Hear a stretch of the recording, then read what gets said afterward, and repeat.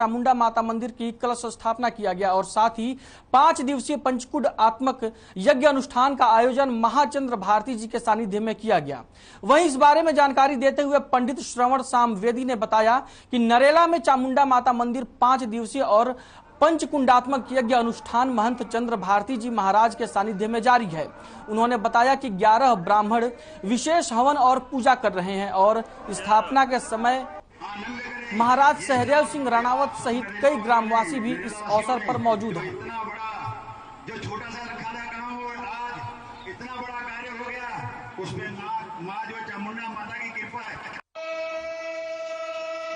भारती जी महाराज के निर्देशन में आचार्य श्रवण सामवेदी एवं 11 ब्राह्मणों द्वारा यह यज्ञ चल रहा है।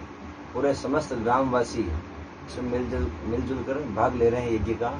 इसमें 5 दिवसीय पंचकुंडात्मक यज्ञ चल रहा है, जिसमें स्वर्ण कलश प्राण प्रतिष्ठा की जाएगी। 5 दिन का ये कार्यक्रम चल रहा है। वहीं चित्तौड़गढ़ के कई मंदिरों और धार्मिक स्थलों पर एकादशी के मौके पर विशेष पूजा अर्चना और दान पुण्य के कार्यक्रम आयोजित किए गए। वहीं विशेष पूजा अर्चना करने के साथ गायों को चारा भी खिलाया गया। हजारेश्वर महादेव मंदिर के महंत ने बताया कि हिंदू संस्कृति में निर्जला एकादशी का बड़ा महत्व है और जो भी व्यक्ति निर्जला एकादशी करते हुए व्रत करता है उसे ईश्वर की प्राप्ति होती है। आगे उन्होंने बताया कि आज के ही दिन सवेरे सूर्योदय से लेकर सूर्यास्त तक पूरे दिन निर्जला रहते हुए ईश्वर की पूजा अर्चना का विशेष महत्व होता है।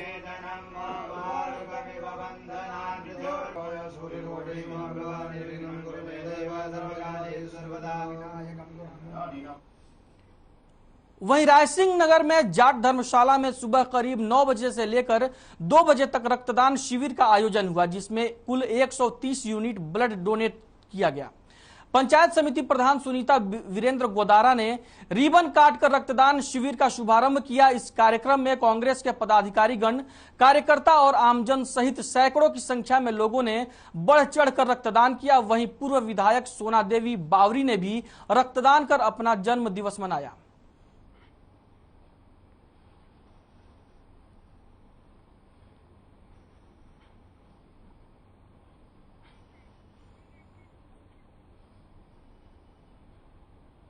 खबर देईखेड़ा से है, जहां गांवों में शिविर का आयोजन किया गया, जहां 4 पंचायतों का सामूहिक प्री कैंप शिविर में उपखंड अधिकारी लाखेरी ने नहीं पहुंचने से आम जन दर दर भटकते नजर आए।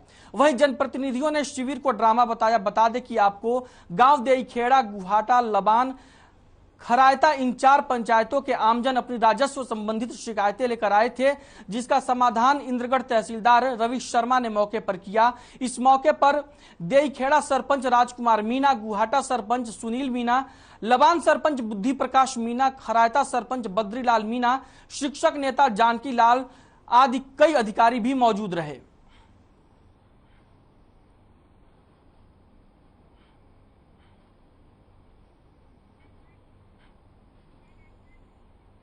खबर अराई से है, जहां मोतीपुरा गांव में सिवायचक जमीन पर अतिक्रमण को लेकर पुलिस प्रशासन की मौजूदगी में अतिक्रमण को हटाया गया।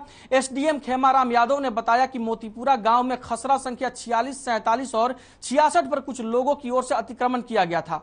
अतिक्रमण हटाने की कार्रवाई के दौरान उपखंड अधिकारी ने कहा कि 10 दिन पहले सभी 20 अतिक्रमणकारियों को नोटिस जारी कर अपने स्तर पर अतिक्रमण हटाने को लेकर सूचित किया गया था, लेकिन अतिक्रमणकारियों ने अपने स्तर पर अतिक्रमण नहीं हटाया, जिस पर तहसीलदार हनुमान प्रसाद सहित राजस्व विभाग और पुलिस विभाग की ओर से उसकी मौजूदगी में अतिक्रमण हटाया जा रहा है। इस दौरान पुलिस उपाधीक्षक किशनगढ़ ग्रामीण लोकेंद्र ददरवाल सहित पुलिस थाने का जाब्ता तैनात रहा।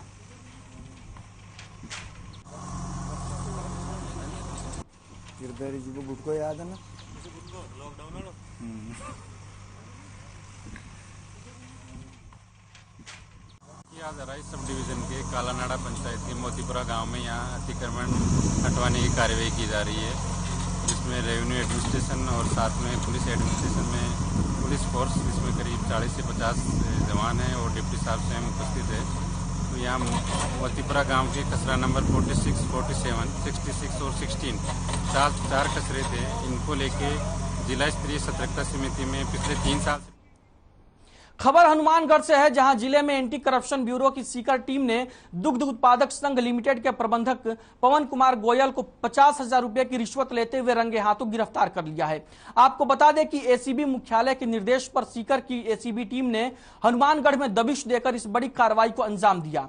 दूध सप्लाई के लिए लगाए गए 2 वाहनों को बिना टेंडर के चलाए रखने और टेंडर अवधि बढ़ाने के एवज में एमडी पवन कुमार गोयल ने रिश्वत की मांग की थी। वहीं आरोपी के निवास स्थान और अन्य ठिकानों पर भी एसीबी की टीम तलाशी में जुटी हुई है।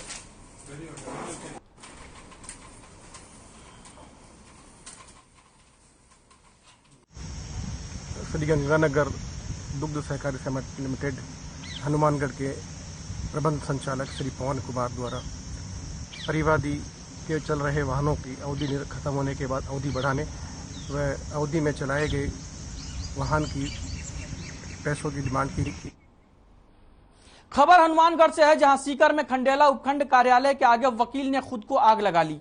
आपको बता दें कि हनुमानगढ़ तक इस मामले की गूंज सुनाई दे रही है। दरअसल इस बार संघ ने विरोध दर्ज करवाते हुए जिला कलेक्टर से मिलकर मुख्यमंत्री का नाम दोषियों पर कानूनी कार्रवाई करने और आरोपियों को सेवा से बर्खास्त करने की मांग के लिए ज्ञापन सौंपा है। इस मामले में वकील एकजुट होकर पहले तहसीलदार कार्यालय पहुंचे, जहां ताला लटका हुआ मिला। फिर एसडीएम कार्यालय पहुंचे तो एसडीएम कार्यालय में नहीं मिलने पर एसी चालू मिला, जिसके बाद वकीलों ने काफी रोष जताया है।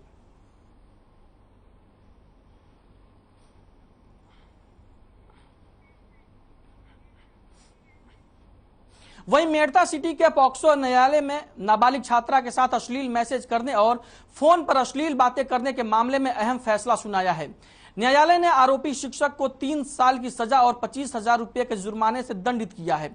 विशिष्ट लोक अभियोजक सुमेर बेड़ा ने जानकारी देते हुए बताया कि मामला 2017 में सुरपालिया थाने से जुड़ा हुआ है, जहां पर नाबालिग छात्रा के पिता ने थाने में जानकारी दी थी कि सरकारी शिक्षक ने उसकी पुत्री को फोन पर अश्लील मैसेज भेजता है। इस पूरे मामले में पुलिस ने कोर्ट में चालान पेश किया।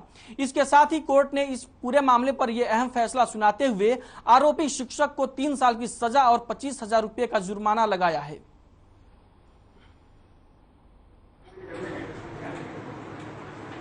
मामला 2017 का सुरपालिया थाने का है, जिसमें एक प्रार्थी ने एक रिपोर्ट दर्ज कराई थी। एक सरकारी टीचर ने उसकी बच्ची के साथ छेड़छाड़ व अश्लील हरकत की, जिस पर आज न्यायाधीश श्री रतनलाल जी मूड ने अहम फैसला करते हुए मुलजिम को 3 का कठोर कारावास 25,000 रुपए अर्थदंड जो है वो इलेक्ट्रिक माध्यम। वहीं सीकर के खंडेला में वकील की मौत के मामले को लेकर वकील समुदाय में काफी रोष है। घटना से आक्रोशित वकीलों ने कोटा में न्यायिक कार्य स्थगित कर रखा। वहीं अभिभावक परिषद कोटा की ओर से भी अदालत परिसर में रैली निकालकर कलेक्ट्रेट पर प्रदर्शन किया गया। परिषद ने मुख्यमंत्री और राज्यपाल के नाम जिला प्रशासन को ज्ञापन भी सौंपा और पीड़ित परिवार को 1 करोड़ रुपए की आर्थिक सहायता और परिवार के एक सदस्य को सरकारी नौकरी देने की मांग की। अभिभाषक परिषद अध्यक्ष प्रमोद शर्मा ने कहा कि उपखंड अधिकारी की कार्यशैली से आहत होकर अधिवक्ता हंसराज मालवीय जिस तरह का कदम उठाया है, उसे पूरे प्रदेश के वकीलों में गुस्सा है। उन्होंने मांग की कि दोषियों के खिलाफ हत्या की धारा के तहत मामला दर्ज किया जाए और साथ ही राजस्व न्यायालयों में न्यायिक अधिकारियों द्वारा सुनवाई की मांग की, ताकि भविष्य में इस तरह की घटनाओं की पुनरावृत्ति ना हो।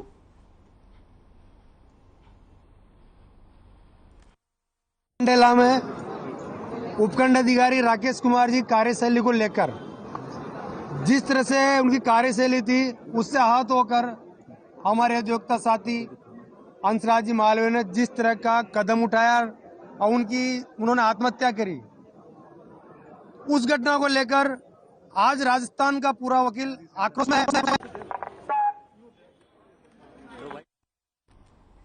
वहीं कोटा पुलिस ने 3 दिन पहले जंगलों में मिली कोचिंग छात्रा की लाश की गुत्थी को सुलझाते हुए हत्या के आरोपी को गिरफ्तार कर लिया है। आपको बता दें कि सोशल मीडिया पर हुई दोस्ती छात्रा के लिए जानलेवा साबित हुई। वहीं पुलिस अधीक्षक केसर सिंह शेखावत ने बताया कि छत्तीसगढ़ निवासी छात्रा पिछले 2 महीने से कोटा में रहकर कोचिंग कर रही थी।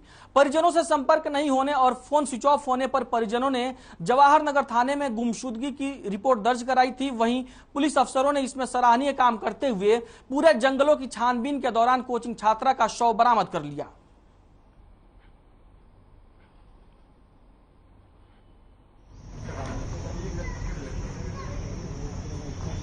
शुरुआती दौर में तो लड़की से इसके सोशल मीडिया पे संपर्क थे बातचीत होती रहती थी। लेकिन जब लड़की यहाँ मेडिकल की पढ़ाई करने आ गई और उसमें अध्ययन के प्रति गंभीरता का भाव जागृत हुआ और उसने ये मानते हुए कि मुझे इन सब बातों से दूर हट के अब पढ़ाई में ध्यान केंद्रित करना चाहिए, इसलिए उसने ब्रेक कर दिया। वहीं सरदार शहर के हरियासर गांव में एक कार और टेम्पो के बीच भिड़ंत हो गई। इस दर्दनाक हादसे में टेम्पो चालक समेत 2 लोगों की मौत हो गई, जबकि 3 लोग घायल हो गए। मिली जानकारी के मुताबिक मेगा हाईवे के पास यह हादसा हुआ। हादसे के बाद घायलों को इलाज के लिए एम्बुलेंस की मदद से अस्पताल पहुंचाया गया।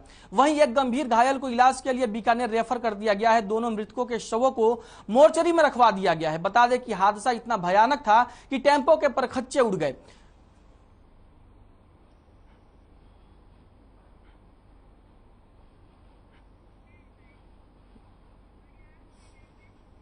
वहीं अजमेर में विजयनगर थाने में दर्ज रिपोर्ट के मामले में पुलिस ने जानलेवा हमला करने वाले आरोपी को गिरफ्तार कर लिया है।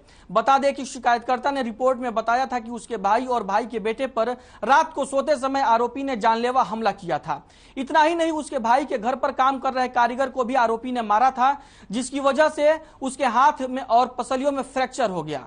आरोपी पहले भी मारपीट कर चुका था। वहीं पुलिस ने दर्ज रिपोर्ट के आधार पर जांच करते हुए आरोपी को गिरफ्तार किया।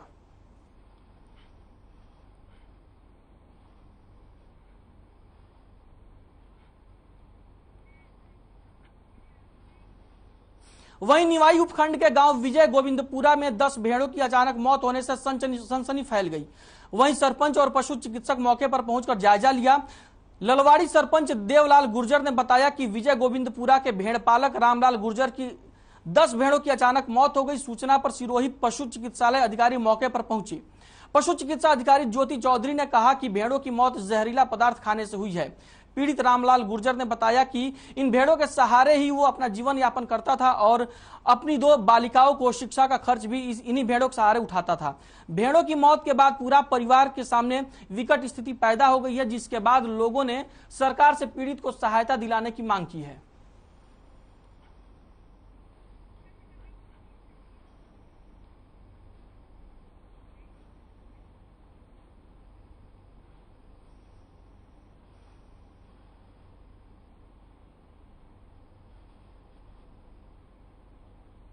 जहरीला पदार्थ खाने से 10 भेड़ों की अचानक मौत हो गई है, जिससे गांव में सनसनी फैल गई है और पीड़ित की सहायता के लिए लोगों ने सरकार से गुहार लगाई है।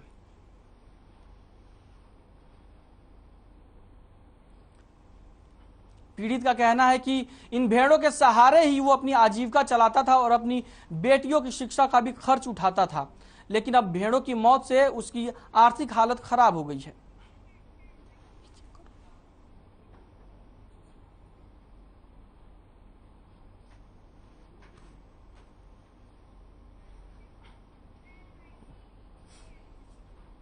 वहीं संगरिया कस्बे के माहेश्वरी समाज की ओर से समाज के वंशोत्पत्ति दिवस पर महेश नवमी के अवसर पर ऐतिहासिक श्रीराम पंचायती मंदिर में रुद्राभिषेक कार्यक्रम का आयोजन किया गया। पंडित रविशंकर शर्मा और करण शर्मा ने वैदिक मंत्रोच्चार से पूजा संपन्न करवाई। इस अवसर पर मिट्टी के 5 पार्थिव शिवलिंग बनाकर उनकी सामूहिक रूप से दूध, दही, शहद, घी, पंचामृत आदि से स्नान करवाकर जनेऊ, आख, धतूरा, बेलपत्र, गुलाल, भस्म आदि से श्रृंगार किया गया। अभिषेक के बाद भगवान शिव की आरती की गई। पूजन के पश्चात आयोजित संगोष्ठी में आचार्य दयानंद शास्त्री ने धर्म और समाज की रक्षा करने के कार्य को करते रहने का संदेश दिया।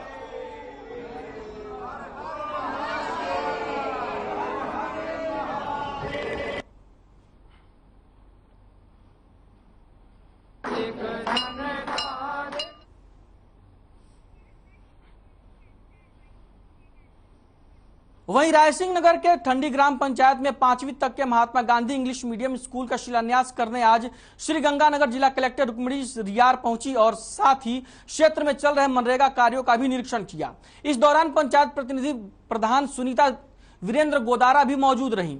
वहीं बता दें कि आपको कलेक्टर रुक्मिणी रियार वहां पर काम कर रहे मनरेगा श्रमिकों से रूबरू होकर बातचीत की।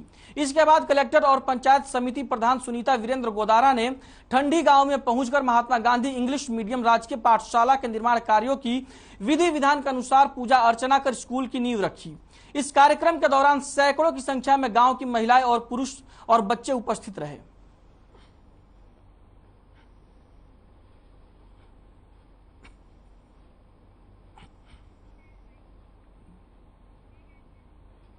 वहीं संगरिया में भरतपुरा रोड पर दुकानदारों ने मीठे पानी की छबील लगाई। इस तपती गर्मी में आने जाने वाले राहगीरों ने इन मीठा पानी को पीकर आनंद उठाया। मीठा पानी पीने के बाद सभी राहगीरों ने दुकानदारों का धन्यवाद किया और कहा कि ऐसे दान पुण्य करने से देवता प्रसन्न होते हैं और इस पुण्य काम के बाद इंद्र देवता शीघ्र ही प्रसन्न होकर पानी की कमी से फसलों को जो नुकसान हो रहा है उन पर जल बरसाएंगे।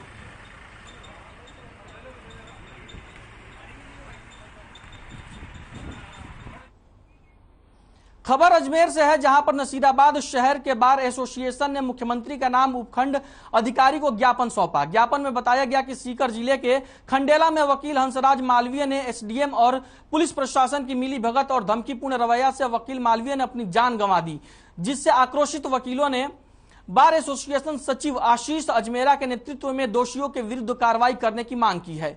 ज्ञापन में राजस्थान सरकार से दोषियों पर कार्रवाई करने की मांग की गई है।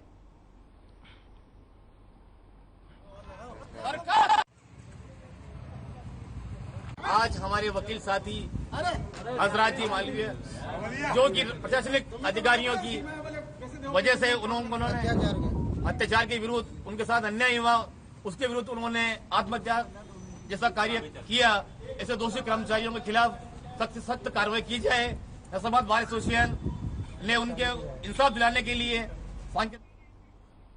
वहीं तारानगर अभिभाषक संघ ने राजस्व न्यायालयों में चल रहे भ्रष्टाचार के विरोध में और पेन डाउन कार्य स्थगित करने के स्वच्छंद उपखंड अधिकारी प्रभजोत गिल को मुख्यमंत्री का नाम ज्ञापन दिया।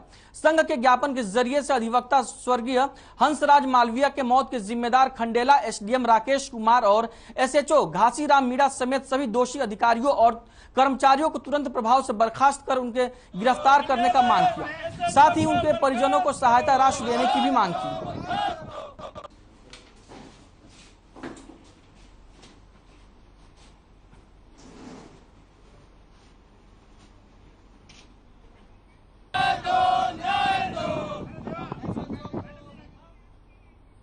अब बात करेंगे इस वक्त आ रही है एक बड़ी खबर की, जो बगहा से आ रही है। तेज रफ्तार बस अनियंत्रित होकर पलटी। दौनाहा बाजार के सामने बस पलट गई है। 12 से ज्यादा यात्री घायल हुए हैं। हादसे की सूचना पर पहुंची धनहा थाना पुलिस। ग्रामीणों की मदद से घायलों को अस्पताल पहुंचाया गया है। बेतिया से गोरखपुर जा रही थी बस। बगहा से यह बड़ी खबर इस वक्त की आ रही है। दौनाहा बाजार के सामने बस पलट गई।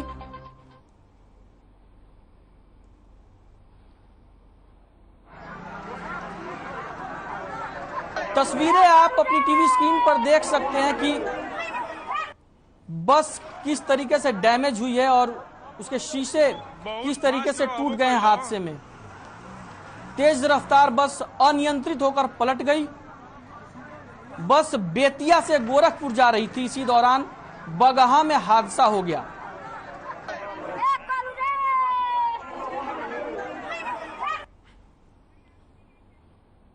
वहीं मोतिहारी में आज भाग्य लक्ष्मी सम्मान समारोह का आयोजन किया गया, जिसका उद्घाटन राज्य सरकार के खाद्य एवं उपभोक्ता संरक्षण मंत्री लेसी सिंह ने किया।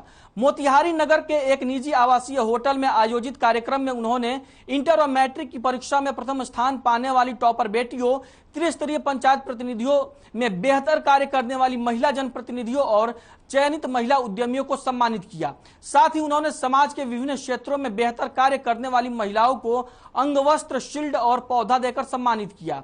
वहीं समारोह में जिला परिषद अध्यक्ष ममता राय भी मौजूद रही। का भी उत्साहवर्धन किया जाए। राजनीतिक, सामाजिक क्षेत्र में काम करने वाली जो हमारी माताएं बहनें हैं, उनको भी सम्मानित करने का काम करते आ रहे हैं। और अभी यहाँ बड़ी संख्या में जो राज्य सरकार की ओर से महिला उद्यमी को छोटा मोटा रोजगार करने के लिए अभी जो महिलाओं को 10 लाख का राशि दिया गया है, जिससे कि वो अपना। वही खबर मुजफ्फरपुर से है, जहां कोर्ट में केंद्रीय मंत्री गिरिराज सिंह, बिहार सरकार में मंत्री रामसूरत राय, वैशाली सांसद वीणा देवी, पूर्व मंत्री सुरेश शर्मा, जिला परिषद सदस्य कुंदन कुमार समेत 23 लोगों की एक साथ पेशी हुई। न्यायालय में पूछे जाने पर केंद्रीय मंत्री गिरिराज सिंह ने कहा कि 2014 में रेलवे की ओर से एक झूठा मुकदमा किया गया था जिसमें 23 अभियुक्त बनाए गए थे, जो विशेष कोर्ट मुजफ्फरपुर में ट्रांसफर किया गया था। अधिवक्ता अशोक कुमार ने बताया कि सभी 23 अभियुक्त एक साथ पेशी होने पहुंचे हैं। वहीं सभी ने अपना अपना बयान माननीय न्यायालय के समक्ष दर्ज करवाया है।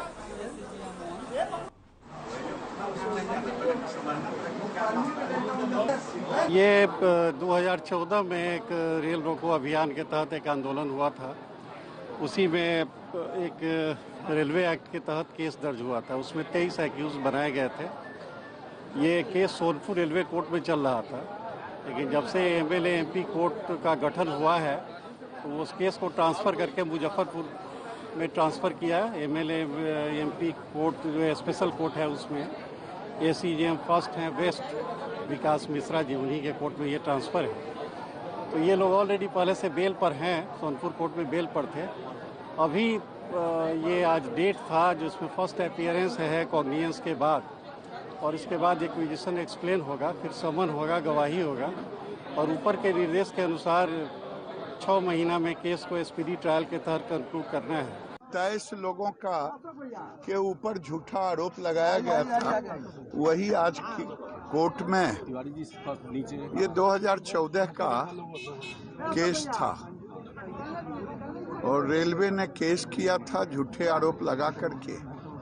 वही केस ट्रांसफर हुआ है और आज मजिस्ट्रेट के सामने हम अपना बयान दिए हैं, हम लोग सब।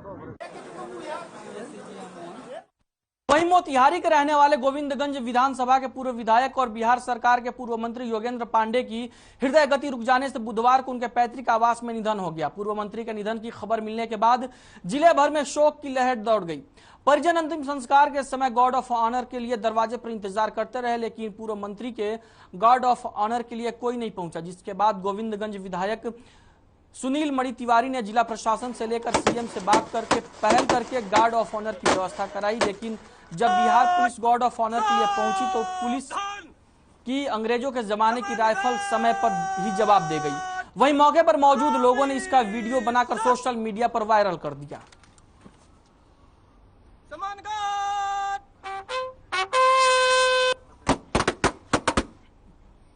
खबर बेतिया से है, जहां बरसात को लेकर नगर निगम ने युद्ध स्तर पर नालों की साफ सफाई का अभियान चला रखा है। साथ ही अतिक्रमण हटाने का कार्य भी किया जा रहा है।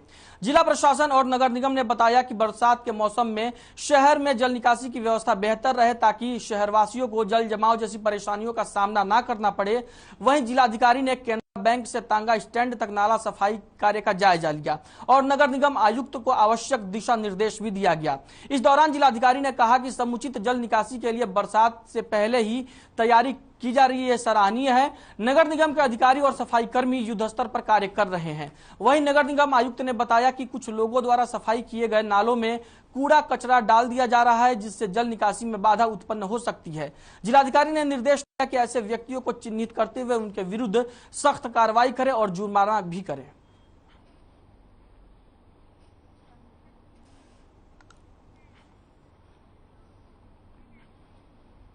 गया के डीजी गोयनका स्कूल के 8वीं क्लास के छात्र कृष्ण प्रकाश की संदिग्ध परिस्थितियों में मौत का मामला एक बार फिर से तूल पकड़ने लगा है। विसरा रिपोर्ट सामने आने के बाद स्कूल प्रबंधन की मुश्किलें बढ़ती दिख रही हैं। पिता चंद्र प्रकाश ने बताया कि विसरा रिपोर्ट में कहीं से पॉइजनिंग का मामला सामने नहीं आया है, बल्कि मौत का कारण पिटाई ही बताया गया है। उन्होंने कहा कि मिली भगत के कारण ही गलत पोस्टमार्टम रिपोर्ट पेश की गई है। उन्होंने ये भी कहा कि विसरा रिपोर्ट आने के बाद एक बार फिर से उन्हें न्याय की उम्मीद जगी है। इधर बुधवार को पीड़ित परिवार से मिलने बिहार विधानसभा के पूर्व स्पीकर और राष्ट्रीय जनता दल के वरिष्ठ नेता उदय नारायण चौधरी भी पहुंचे थे। पकड़ के नीचे झुका करके पहले पोस्टमार्टम रिपोर्ट सेल्फोस का आया था। तो संस्कार विहीन प्रजाति के लोग जो हैं पैसे लेकर करके कुछ भी रिपोर्ट देते हैं। अभी पता चला है रिपोर्ट जो आया है उसमें किसी तरह का पॉइजन की तरह केस साइनाइड नहीं मिला है। बच्चे की मौत जो है और ट्रोमा इन स्प्लिन बताया गया है, तो स्प्लिन में मारने पे चोट लगने पे ही एक्सपायर करता है, ओवर एक्सेस ब्लड स्प्रेड करने के कारण। अपराधी शिक्षक शुभेंदु के ऊपर कोई कार्रवाई नहीं हो सकी। जबकि संपूर्ण साक्ष्य प्राप्त था कि उसकी पिटाई से उसकी मृत्यु हुई। जब शिक्षक ही अपराधी जैसा व्यवहार करे बच्चों के साथ, तो बाकी से क्या उम्मीद की जा सकती है।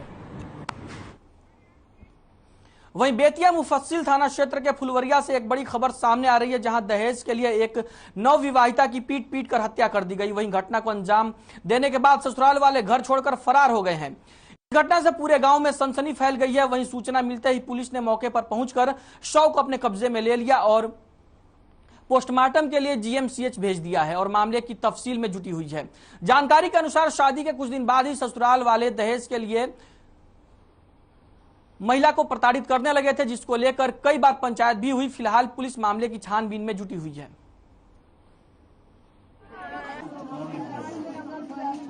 पूरा फैमिली पैसा के लोभ में घर ढलवावे खातिर पैसा मांगत रह दो।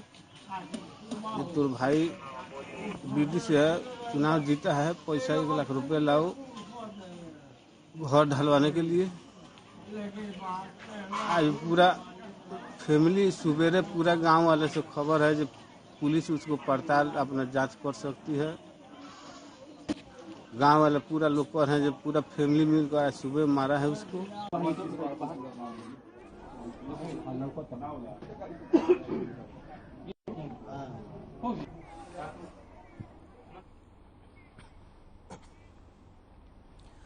वहीं मेड़ता सिटी की नजदीकी रामदोलाव टोल प्लाजा पर टोल कर्मियों ने निर्जला एकादशी के अवसर पर टोल से गुजरने वाले सभी वाहन चालकों और यात्रियों को जूस पिलाया। Toll manager Suryaveer Singh leaky ने बताया कि कार्यक्रम में पक्षियों के लिए परिंदे और वृक्षारोपण का कार्यक्रम भी किया गया। समाजसेवी तीर्थराज ने कहा कि NH 158 स्टेट हाईवे पर 3 महीनों से 3000 वृक्ष लगाने का लक्ष्य चल रहा है।